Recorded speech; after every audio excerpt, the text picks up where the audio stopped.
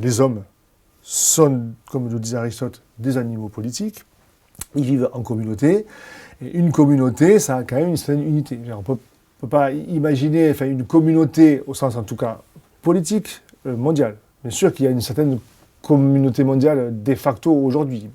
Les techniques qui nous ont rapprochés, les échanges, créer, mais ce n'est pas et ça ne peut pas être une communauté politique. Communauté politique, ça suppose une unité de commandement et ça correspond quand même à une certaine unité du peuple.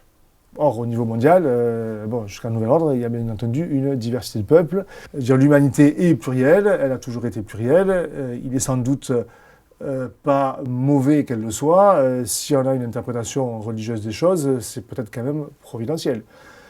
Le rôle de l'Église par rapport à ça est tout à fait différent. L'Église est là à une vocation surnaturelle, donc elle a en effet à appeler tous les élus de toutes les nations, de tous les peuples.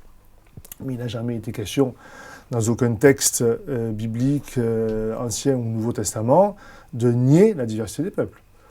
À la Pentecôte, chacun entend parler les différentes personnes dans sa propre langue, la diversité des langues n'est pas niée. Dans le texte de l'Apocalypse, les différentes nations se rassemblent, mais elles sont bien diverses.